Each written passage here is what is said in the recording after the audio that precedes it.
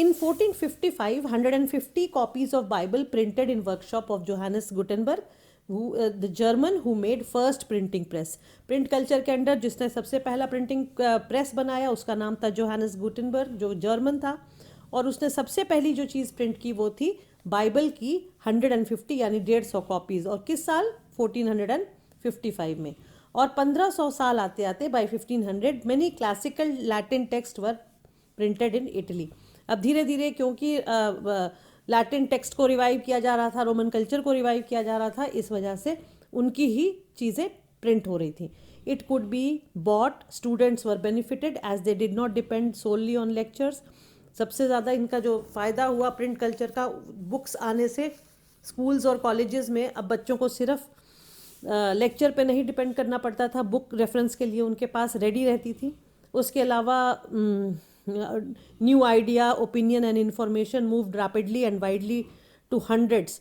एक से दूसरा, दूसरा से तीसरा, उससे लेके 100 सैकड़ों लोगों तक जितने भी इंफॉर्मेशन और आइडियाज़ थे वो पहुंच रहे थे। क्यों? क्योंकि बुक्स आ गई थी, बुक्स अवेलेबल थी मार्केट में। Then this developed the reading habit among people. इतना इंटरेस्टिंग एस्पेक्ट था ये बुक का, बुक रीडिंग की, लोगों के बीच में काफ़ी वो पॉपुलर होने लगा। People started liking the reading habit. Humanist culture of Italy reached across Alps, that is France, Germany etcetera, because books were circulating. Italy के नॉर्थ वेस्ट नॉर्थ ईस्ट तरफ जाएं तो एल्प्स माउंटेन के अक्रॉस द एल्प्स माउंटेन है France और Germany. वहाँ पे Italy से पॉपुलर होते होते जो प्रिंट कल्चर था और जो बुक्स का जो सिस्टम था वो वहाँ तक पहुँच गया, और वहाँ के लोग भी काफ़ी इंटरेस्ट लेके बुक्स को पढ़ने लगे।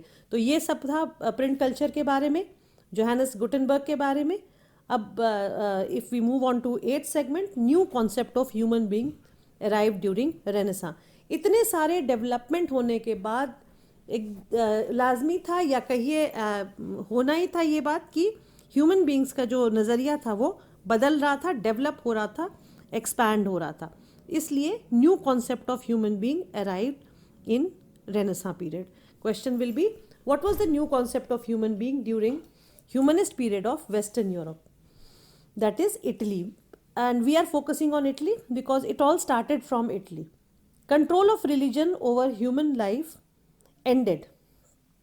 ये मैंने आपको शुरू में ही बताया था कि रिलीजन और चर्च का जो कंट्रोल था लोगों के ऊपर से वो ख़त्म हो चुका था। लोग अपने मेरिट पे डिपेंड करते थे, अपनी काबिलियत पे, अपने आर्ट आर्किटेक्चर के जो टेस्ट थे उसको बढ़ा रहे थे, और इंडिविजुअल सिटीज़न के रूप में ज़्यादा डेवलप कर रहे थे अपने आप को। Italian attracted towards wealth, power, glory. उन्होंने ये समझना शुरू कर दिया था कि जो लाइफ है वो इसी प्रेजेंट लाइफ में है, जो भी करना है। मटीरियलिस्टिक अप्रोच की वजह से वो अपने आप को वेल्थ में, पावर में और ग्लोरी में आगे प्रोग्रेस कर रहे थे। Instead of blindly following the religion, speaking politely, dressing correctly, developing skill became more important. Sophistication आ रही थी लोगों के बीच में, लोग अच्छा पहनना, अच्छे से बिहेव करना, अपने जो भी पॉसिबल स्किल था उसको डेवलप करना, ये ज़्यादा इन सब चीज़ों पे लोगों ने ज़्यादा फोकस करना शुरू कर दिया। और इसलिए एक सिविलाइज्ड ह्यूमन की शुरुआत हुई, ह्यूमन बीइंग की शुरुआत हुई उस ज़माने में। And humanism implied individual could shape their own lives and human nature was multi faceted beyond 3 orders. Finally जाके लोगों को ये समझ आ गई कि जो एक इंडिविजुअल या एक इंसान होता है, एक आदमी होता है, वो एक व्यक्ति जो होता है वो अपनी ज़िंदगी को खुद ही बना सकता है, जितनी खूबसूरत चाहे उसको बना सकता है, और उसमें इतने सारे मल्टी फैसेटेड यानी इतने सारे टैलेंट है, इतनी वर्सेटैलिटी है जो ये 3 ऑर्डर्स के काफ़ी बियॉन्ड है। यानी जो चर्च ने और नोबिलिटी ने जो डिसाइड करके रखा था उससे कहीं आगे जाके ह्यूमन कैन डेवलप देमसेल्व्स। इन सारे डेवलपमेंट के बीच में हमें एक बहुत ज़रूरी चीज़ पे ध्यान देना होगा, that is aspiration of women, which is a part of our 9th segment, aspiration of women during renaissance. Question will be, describe the position age. इतना डेवलपमेंट हो रहा था, इतना प्रोग्रेस हो रहा था, इतना सिविलाइजेशन, लोग सिविलाइज होने के तरफ बढ़ रहे थे, एटिकेट सीख रहे थे, ड्रेसिंग सीख रहे थे, अपने अपने टैलेंट्स को बढ़ा रहे थे, अपनी लाइफ को शेप कर रहे थे, लेकिन विमेन का जो पोजीशन था वो अभी भी जेंडर बायस से दबा हुआ था. New idea of citizenship and individuality excluded women. जो भी सिटीजनशिप का जो कॉन्सेप्ट था वो सिर्फ मेन तक लिमिटेड था. Women were not included in that concept. Main of aristocratic family dominated public life. Public life में सिर्फ मेन दिखाई देते थे, वही डोमिनेट करते थे, वही अपने टैलेंट को आगे बढ़ाते थे. Men were decision makers in families. Some got education to join business and the younger sons joined church. सब कुछ डिसाइड सिर्फ मेन ओरिएंटेड होता था. मेन फैमिलीज को हेड करते थे, उन्हें ही एजुकेशन मिलता था, उन्हें ही फैमिली बिजनेस को या अपने नए बिजनेस को शुरू करने का हक था. और उनके घर में जो यंगर बेटे होते थे वो जनरली चर्च ज्वाइन कर लेते थे. Women had no say in family business. Marriage strengthened family business. Poor family daughters without dowry sent to convent to become nun, and there was no public role for women. It was only household work for women. हमेशा secondary role मिला women को. Family business में उनको नहीं participate करने. जो aristocratic family की बात हो रही है यहाँ पे, एरिस्टोक्रेटिक फैमिली में जो women होती थी उनको फैमिली बिजनेस ज्वाइन नहीं करने दिया जाता था. और जो पुअर फैमिली की लड़कियां होती थी, जो बहुत गरीब परिवार की लड़कियां होती थी, जो डाउरी नहीं दे सकते थे, दहेज नहीं दे सकते थे, उनको फाइनली कॉन्वेंट भेज दिया जाता था नन बनने के लिए. और कुछ भी करके विमेन का कोई पब्लिक रोल नहीं था. बाहर घर से निकल के वो अपने टैलेंट को, जैसे मेन को अलाउड था कि वो अपने टैलेंट को डेवलप कर सकते थे, निखार सकते थे, वैसे विमेन को नहीं था. विमेन को घर के कामों के लिए ही अभी भी फिट समझा जाता था. लेकिन ये था एरिस्टोक्रेटिक फैमिली में. मर्चेंट की फैमिली में क्या था? मर्चेंट की फैमिली में ज़्यादा इक्वालिटी थी. Shopkeepers assisted by wives. In merchant and bankers family women looked after business when husbands were away. जब बाहर होते थे उनके पति तो वो पूरी फैमिली बिजनेस को कंट्रोल करती थी. मर्चेंट और बैंकर्स की वाइफ जो होती थी, और शॉपकीपर्स की जो वाइफ्स होती थी वो उनको असिस्ट करती थी अपनी बिजनेस को आगे बढ़ाने में. इन विमेन इंटेलेक्चुअल भी होती थी उस समय. Women intellectual women, few women were intellectually very creative and educated in humanistic idea. Example है यहाँ वेनेशियन कसांड्रा का, जो 15th सेंचुरी में जिन्होंने ये क्वेश्चन उठाया था कि आप कैसे कह सकते हैं कि विमेन जो है वो इनकेपेबल है कुछ भी करने के लिए. That is she question the idea that women were incapable. She had knowledge of Greek and Latin and she gave speech in University of Padua. University of Padua और बलोना के बारे में मैंने पहले भी बताया था. तो इन्होंने, कसांड्रा ने पडुआ में जाके स्पीच दी थी और ये प्रूव किया था कि विमेन आर इक्वली केपेबल, क्योंकि उनको खुद ग्रीक और लैटिन भाषा की काफ़ी समझ थी. और उसके अलावा एक और एग्जाम्पल है मंटुआ की लेडी थी या जो इंटेलेक्चुअल थी, दैट वाज इजाबेला दिते. She ruled Mantua and she was known for her intellect in absence of her husband. उन्होंने एक स्टेप और आगे जाके, कसांड्रा से एक और स्टेप आगे जाके इन्होंने मंटुआ नाम के सिटी स्टेट को रूल किया था उनके हस्बैंड के एब्सेंस में. And they all followed and insisted for women was they all favored and insisted for women for economic power, property and education for individual identity. इन सभी महिलाओं ने, चाहे वो मंटुआ की इजाबेला हो या कसांड्रा हो, जिन्होंने स्पीच दी थी यूनिवर्सिटी ऑफ पडुआ में, इन्होंने एक ही चीज़, एक ही आवाज़ हमेशा उठाई कि विमेन को इक्वल राइट्स होने चाहिए, उनको इकोनॉमिक पावर मिलना चाहिए, उनको प्रॉपर्टी मिलनी चाहिए, प्रॉपर्टी में हक मिलना चाहिए, और इक्वल एजुकेशन ज़रूर उनको देना चाहिए, जिससे उनकी भी इंडिविजुअल आइडेंटिटी जो है वो निखर के आए. अब आगे चलते हैं हम सेगमेंट 10 के, जिस डिबेट्स विथ क्रिश्चियनिटी. इसमें ये वो समय था, रेनेसां का पीरियड था, जिस समय क्रिश्चियनिटी को भी, क्योंकि हम वो 3 ऑर्डर्स को क्वेश्चन कर रहे थे, क्रिश्चियन चर्च की जो डोमिनेंस थी और उसकी जो अंधविश्वास था उसको लोग क्वेश्चन कर रहे थे, इसलिए विद इन क्रिश्चियनिटी भी डिबेट्स उठ के आ रहे थे. तो क्वेश्चन यहाँ पे होगा, describe the new ideas in debates that spread outside Italy about the development of humanistic culture in 15th and 16th century. I have told you before also that how I have designed my notes is through proper questions, ताकि आपको अच्छे से समझ आ जाए। Question wise हम topic उसको attempt करना आसान हो जाएगा। So describe the new ideas and debates that spread outside Italy about development of humanistic culture in 15th and 16th century. Italian town had trade, travel, military and conquest and diplomatic contacts with outside world. अपने आप को develop करने के अलावा बाहर की दुनिया से भी इटली का जो सिटी स्टेट था उसका रिलेशन था। ट्रेड के थ्रू ट्रैवल करते थे लोग, मिलिट्री कॉन्क्वेस्ट में पे भी जाते थे, और डिप्लोमेटिक कांटेक्ट भी था बाकी के किंगडम से या बाकी के सिटी स्टेट से।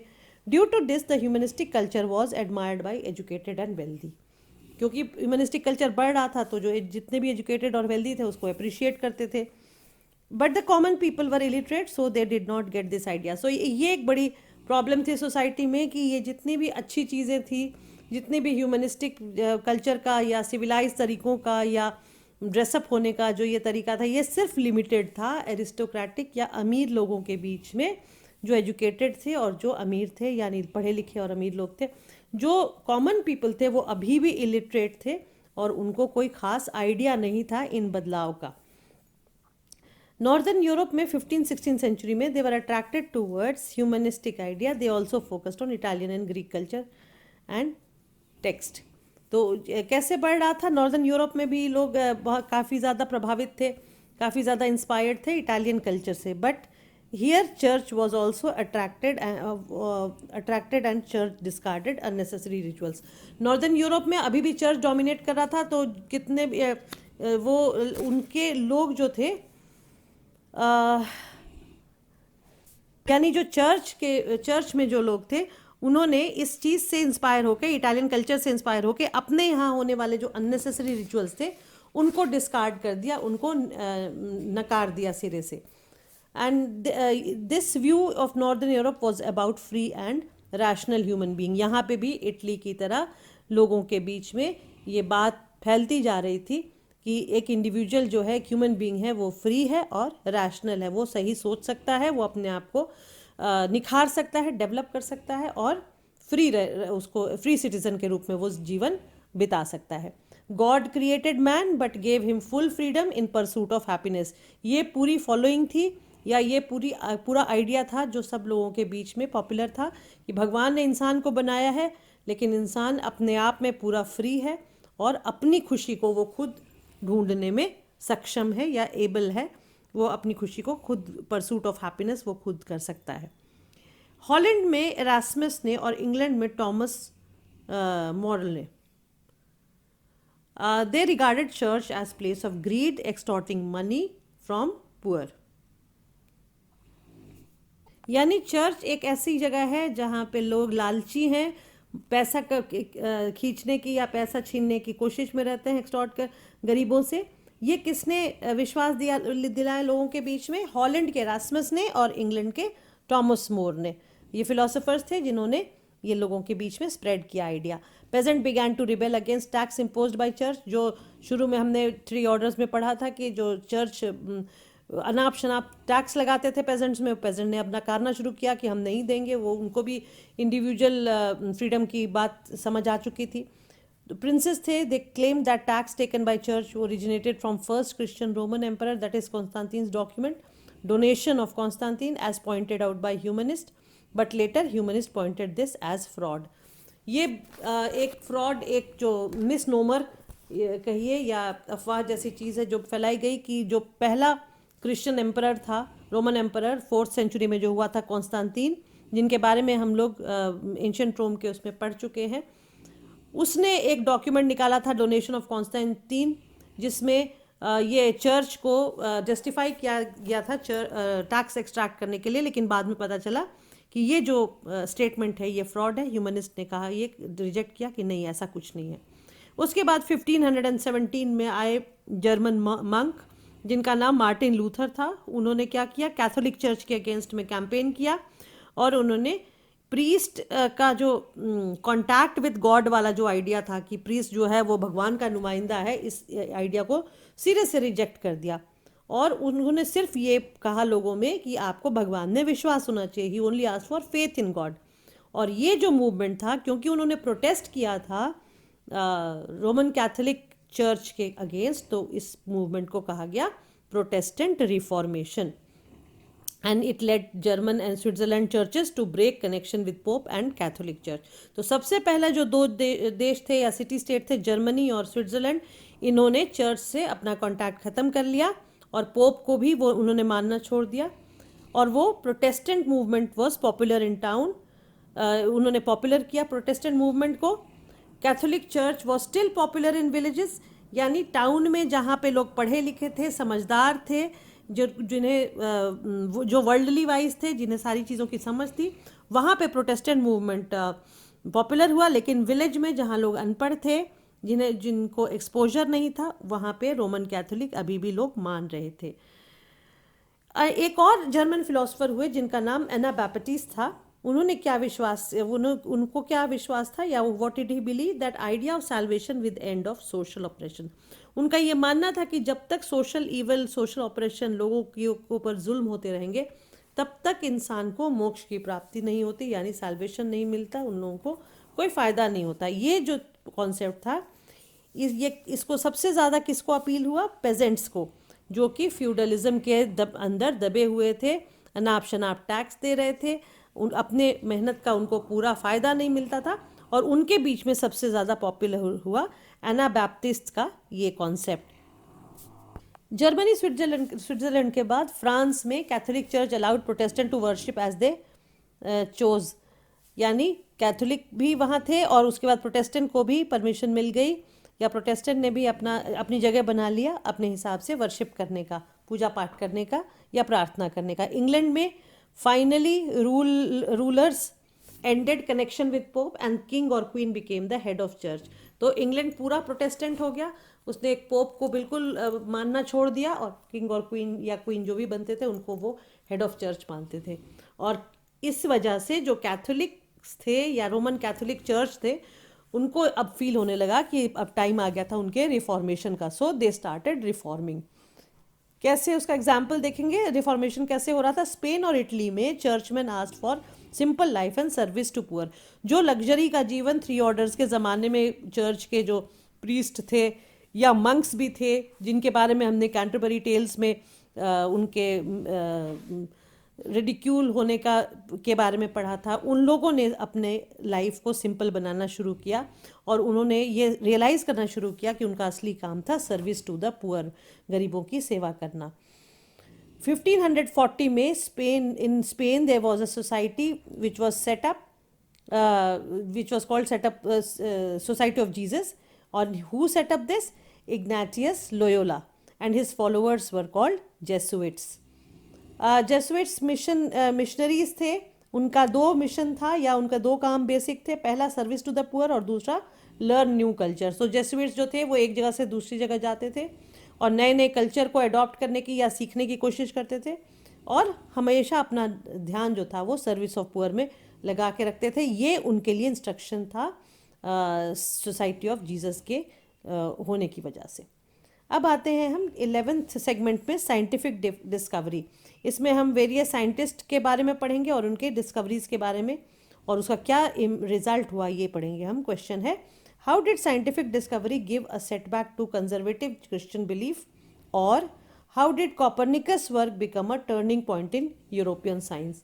कॉपरनिकस नाम का एक फेमस साइंटिस्ट था अपने इस रेनेसां पीरियड में। उसके डिस्कवरी में या उसका जो इन्वेंशन था उसकी वजह से कैसे पूरा समय बिल्कुल टर्न हो गया या टर्निंग पॉइंट बन गया हिस्ट्री के लिए। Christian notion of man as sinner question by scientist. सबसे पहले साइंटिस्ट ने जो क्वेश्चन किया वो था कि चर्च ने जो आइडिया दे के रखा था कि जो ह्यूमन बीइंग है वो सिन से भरा हुआ, पाप से भरा हुआ है, और हर एक ह्यूमन जो है वो अपने अपने डोमेन में पापी होता है या सिनर होता है, और उसको सैल्वेशन के लिए चर्च के सामने घुटने टेक के प्रार्थना करनी पड़ती है और चर्च के सामने सरेंडर एक तरह से करना पड़ता है, कन्फेशन करना पड़ता है। लेकिन साइंटिस्ट ने ये इस कॉन्सेप्ट को क्वेश्चन किया। अब यहाँ एग्जाम्पल देखते हैं कॉपरनिकस के काम को। Work of Copernicus who was contemporary to Martin Luther. Martin Luther कौन थे? जिन्होंने प्रोटेस्टेंट सेक्ट ऑफ क्रिश्चियनिटी की शुरुआत करी थी। कॉपरनिकस उन्हीं के ज़माने के थे। एंड क्रिश्चियन बिलीफ क्या था, earth was a sinful place, heavy burden of sin made it in immobile. जो चर्च का कॉन्सेप्ट था कि पृथ्वी अपनी जगह से नहीं हिलती, अर्थ नहीं हिलता, वो किस कारण से चर्च के प्रीस्ट ने बता के रखा था कि लोग इतने पापी हैं कि पाप की वजह से धरती बिल्कुल भारी हो गई और हिल नहीं सकती अपने जगह से। तो ये बहुत ही एक फनी कॉन्सेप्ट था। और कॉपरनिकस ने जो विश्वास दिला वो ये था, planets and earth rotate around sun. सबसे पहले ये कॉन्सेप्ट जो था सोलर सिस्टम का कि स्टेशनरी है सन और मोबाइल हैं सारे प्लैनेट्स, इसको फर्स्ट टाइम देने वाले थे कॉपरनिकस। बट प्रॉब्लम ये थी कि Copernicus was afraid of the reaction because he was a devout Christian. So what did he do, he did publish his manuscript, he gave it to the follower, to his follower Rheticus on his deathbed। मरने के समय Copernicus ने जो अपना लिखा था यह article solar system और अर्थ के बारे में, रेवोल्यूशन और रोटेशन के बारे में, अर्थ के शेप के बारे में, वो मरते समय उसने अपने फॉलोअर को दिया, अपने एक डिसाइपल को दिया जिसका नाम रेटिकस था। और उसके बाद after 50 years from them, after 50 years of death of Copernicus, Galileo Galilei and Johannes Kepler, तो ये दो और साइंटिस्ट हुए थे जिन्होंने the theory of earth as a part of solar system made popular by these people. And planet move in ellipsis, that is egg shape, अंडाकार जो shape होता है उसमें प्लैनेट्स मूव करते हैं हल्के से टिल्ट होके।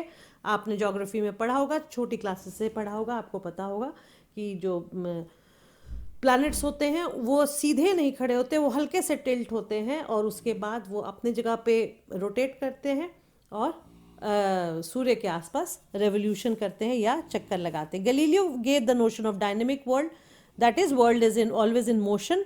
Isaac Newton gave the theory of gravitation. Everyone knows about Isaac Newton. You must also be knowing, children. Consequence of these scientific notion was, what was the consequence? Knowledge was based on observation and experiment, that is physics, chemistry, biology. पहली बार ये prove किया गया western Europe में कि कोई भी जो जानकारी होती है, नॉलेज होता है, ज्ञान होता है, उसको कभी भी हवा में किसी के कहने पर या अंधविश्वास पे नहीं मानना चाहिए। खुद ऑब्जर्व करके, खुद उसको एक्सपेरिमेंट करके किसी भी नॉलेज को उसका बेसिस देना चाहिए या उसको ट्रूथ मानना चाहिए। और इस वजह से जो फिज़िक्स, केमिस्ट्री और बायोलॉजी के सब्जेक्ट्स थे वो इसी फील्ड में काम कर रहे थे। God replaced by nature, source of creation. ये साइंटिस्ट जो थे उन्होंने विश्वास दिलाया कि जो कॉन्सेप्ट ऑफ गॉड है वो चर्च का नोशन है और एक्चुअली जो सोर्स ऑफ क्रिएशन है वो आपके आसपास का नेचर है जिसको आप अपने हिसाब से गॉड का नाम दे सकते हैं। New scientific societies and cultures in public domain became popular.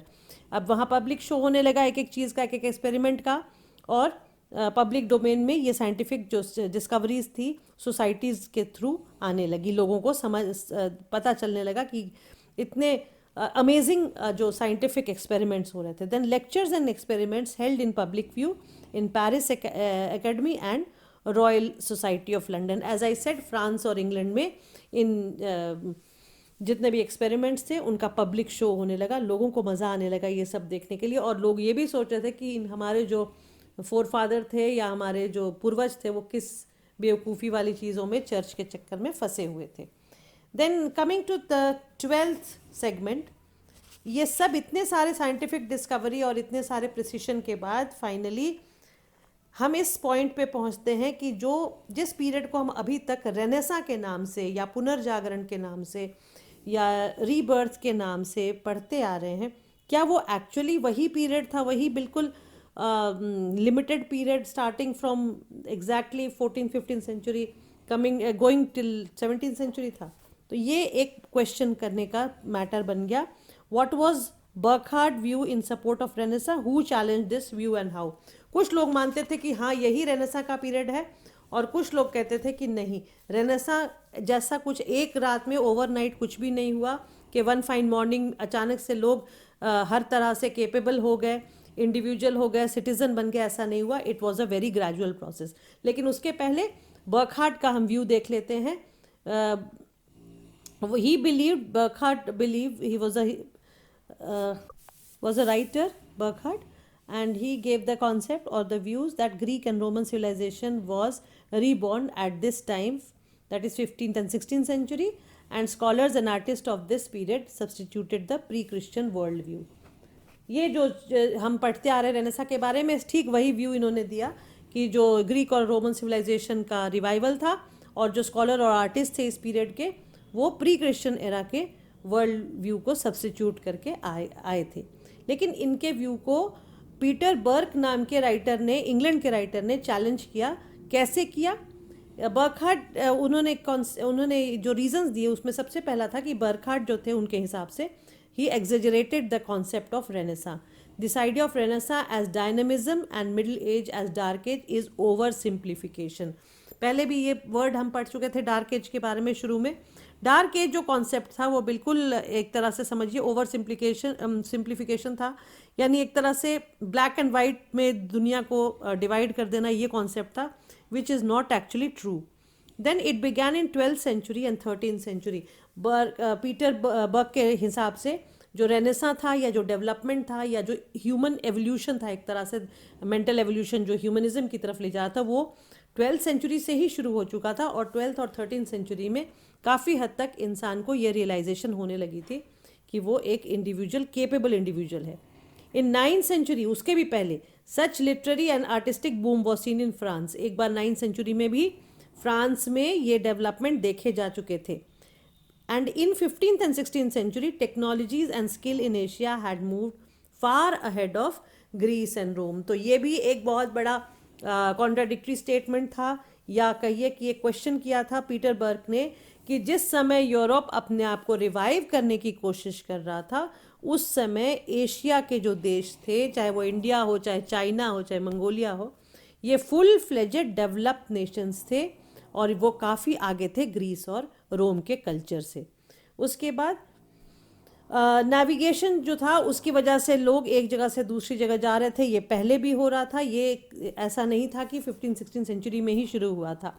और इस्लामिक एक्सपेंशन और मंगोल कॉन्क्वेस्ट जो था उसने एशिया और नॉर्थ अफ्रीका को यूरोप से जोड़ा था और चीज़ें क्या चल रही थी, ट्रेड और लर्निंग की इस जुड़ाव के बाद से। और उसके बाद और एक पॉइंट इन्होंने दिया कि European also learn from India and Arabia, China and central Asia which they did not acknowledge. ये ही सबसे बड़ी प्रॉब्लम रही है यूरोपियंस की कि सब जगह से इन्होंने काफ़ी कुछ चीज़ें सीखी है लेकिन एक्नॉलेजमेंट की कहीं का नहीं दिया इन्होंने, और उस वजह से इनका क्रिटिसिज्म भी होता है पीटर बर्ग जैसे राइटर्स के द्वारा कि यूरोपियंस ने सीखा तो बहुत कुछ इंडिया, अरेबिया, चाइना और सेंट्रल एशिया से, लेकिन वो कंट्रीब्यूशन वो नहीं मानते, वो नहीं उसको एक्नॉलेज करते, कोई एहसान नहीं मानते कि हमने कुछ अच्छी चीज़ इनसे सीखी थी।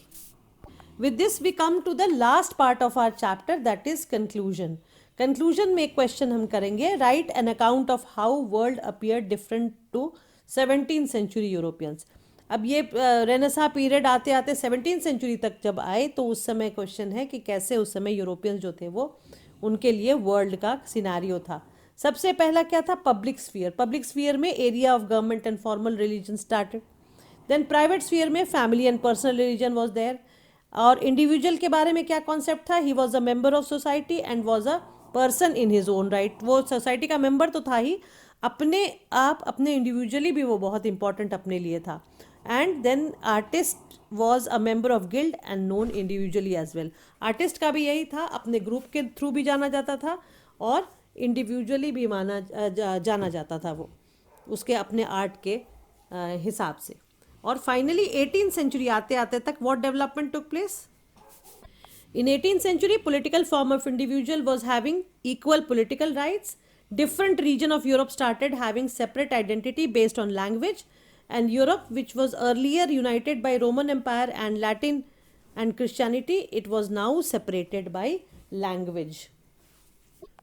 यानी फाइनली जो यूरोप रोमन एम्पायर और लैटिन कल्चर और क्रिश्चियनिटी की वजह से यूनाइटेड था, वो अब डिफरेंट कंट्रीज़ में डिवाइड हो गया बेस्ड ऑन लैंग्वेज। रिलीजन एक ही था क्रिश्चियनिटी, लेकिन लैंग्वेजेस अलग अलग थे, फ्रांस का फ्रेंच, जर्मनी का जर्मन, इंग्लैंड का इंग्लिश, इस तरह से अलग अलग देशों में अलग अलग भाषाएं बोली जा रही थी और उसी हिसाब से अलग अलग देश बन चुके थे, अलग अलग कंट्रीज बन चुके थे यूरोप में. So with this we come to the end of this chapter, which was based on Renaissance period, and finally we concluded with 17th and 18th century development in Western Europe. Thank you very much. Dear students, अगर मेरा video पसंद आया हो तो इसे अपने friends के साथ शेयर करें, लाइक करें और चैनल सब्सक्राइब करें. Thank you.